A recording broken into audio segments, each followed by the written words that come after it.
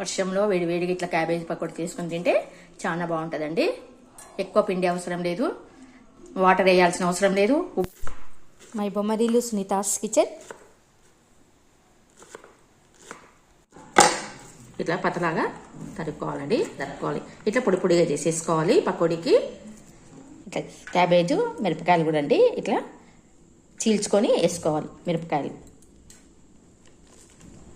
అంత ఇట్లా పొడి పొడి చేసుకోండి. ఇలా సన్నగా కొత్తిమీర కరివేపాకు కూడా వేసేస్తాను. సన్నగా తరిగిన కొత్తిమీర కరివేపాకు సన్నగా తరిగి వేసేసుకోవాలి. పకోడీకి చాలా బాగుంటుందండి. క్యాబేజ్ అంతా ఇట్లా కలిపేసుకోవాలి. పసుపు, ఉప్పు అండి. ఉప్పు క్యాబేజ్ పకోడీకి కొద్దిగా పడుతుంది, ఎక్కువ పట్టదు, చూసి వేసుకోండి. 1.5 స్పూను ఉప్పు వేసినానండి. మిరపకాయలు వేసినాం కదా, కారము 1/2 స్పూను చాలు. క్యాబేజీ పకోడీ కారం ఉంటే బాగుండదు. జీలకర్ర పొడి 1/2 స్పూన్ అండి. ముందుగా వాటర్ రావాలి కాబట్టి, క్యాబేజీ నుంచి వాటర్ రావాలంటే మనం ఉప్పు, కారము, జీలకర్ర పొడి, పసుపు వేసుకునేది అంతా కలిపి పెట్టుకోవాలి. దీనిలో నుంచి వాటర్ వచ్చిన తర్వాత మనకు ఎంత పడుతుందో అంత శనగపిండి వేసుకుంటూ కలుపుకోవాలి. వర్షం పడుతుందండి, బాగా వేడివేడిగా పకోడీలు వేద్దామని చేస్తున్నాను. ఒకవేళ గట్టిగా అయితే వాటర్ అనేది స్ప్రింకిల్ చేసుకుంటా తడుపుకోవాలి. ఇప్పుడు మనం ఉప్పు వేసినాం కదా, ఆటోమేటిక్గా వాటర్ వచ్చేస్తుంది. దీంట్లో 3 వేస్తే సరిపోతుంది. ఇవి సరిపోకొచ్చినవి కదండి. ఒకప్పుడు కొంచెం సోడా అండి, కొద్దిగా నూగులు వేసుకుందాం. నూగులు వేస్తే చాలా బాగుంటుందండి. 1 స్పూను బియ్యం పిండి వేస్తే కొంచెము రోస్ట్ వస్తాయి. ఫస్టే శనగపిండి కొద్దిగా ఎక్కువ వేసుకోకండి, చూసి వేసుకోండి, సరిపోతుందండి. ఇంకా వాటర్ వేయాల్సిన అవసరమే లేదు. ఆయిల్ ఇంకా కాలేదండి, కొద్దిగా ఇంకా కాగాలి ఆయిల్. కొంచెం వేసుకోండి నూనె, దండిగా వేసుకోవద్దండి, వేస్ట్ అయిపోతుంది. అందుకే చిన్న పెన్నాలు పెట్టుకోవాలి. ఇంకా కాగాలి, చిన్నగా వేసుకోండి.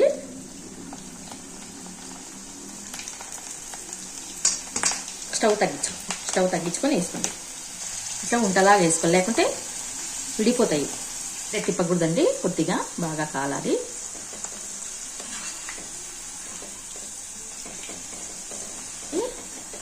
ఎంబడే తీయకండి. ఇప్పుడు సన్నగా చేసుకోండి, మంట ఎర్రగా అయిపోతాయి.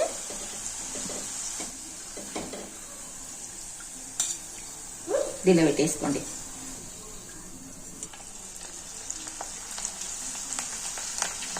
చేసేటప్పుడు సన్నగా చేసి మంటగా పెద్దగా పెట్టుకోవాలి. మళ్ళీ కొన్ని వేసినాక సన్నగా చేసేసుకోవాలి. ఎంబడే కలపకండి, కలిపితే విడిపోతాయండి. కొద్దిసేపు ఉన్నాక కలపాలి, అప్పుడు ఆ బుడగలు వెళ్ళిపోతాయి. మనకి బుడగలు వెళ్ళిపోయినాక తిప్పాలి. సన్నగా తీసుకోండి మంట.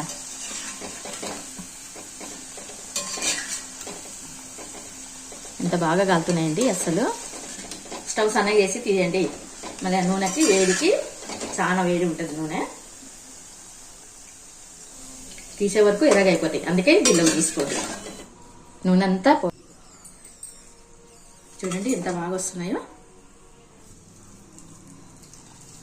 ఆయిల్ కూడా ఎక్కువ గుంజుతలేదండి, చాలా బాగా వచ్చినాయండి. ఉప్పు మాత్రం కరెక్ట్ సరిపోయినాయండి. చాలా తక్కువ పడుతుందండి ఉప్పు, చూసి వేసుకోండి. క్యాబేజీకి మాత్రము చాలా తక్కువ పడుతుంది ఉప్పు. ఆ చిన్న స్పూన్తోనే 2 సైడ్లు కాలినాక ఇప్పుడు స్టవ్ కొంచెం సన్నగా చేసుకోండి, మీడియం చేసుకోండి. తీసే ముందర మీడియం చేయండి, ఎందుకంటే ఆయిల్ వేడి ఉంటుంది కదా, సరిగిపోతుంది. పెనంలో చాలా వేడి ఉంటుందండి. తీసుకుందామా, ఇది ఇస్తానండి.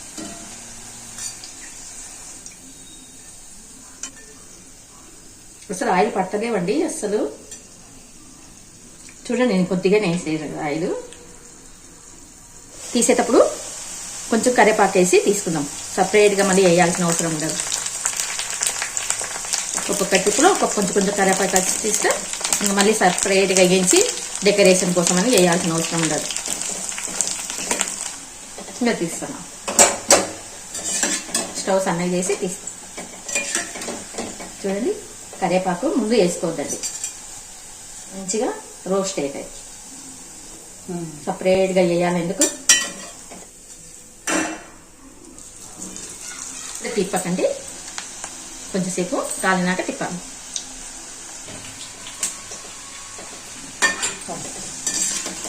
వేస్తానండి. స్టవ్ బంద్ చేస్తాను. వేడికి ఎరైపోతాయి. ఆయిల్ అస్సలు పట్టలేదండి.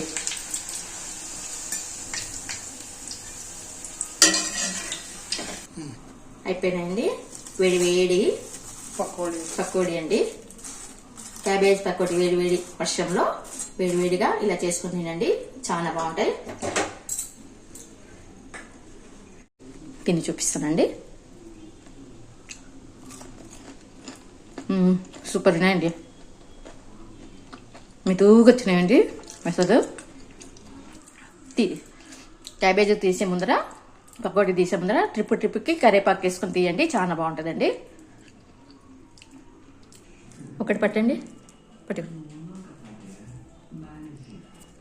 బాగుందండి. రోస్ట్గా బాగా వచ్చినాయి. ఇట్లా మిరపకాయలు మధ్య మధ్యలో వస్తే చాలా బాగుంటాయండి.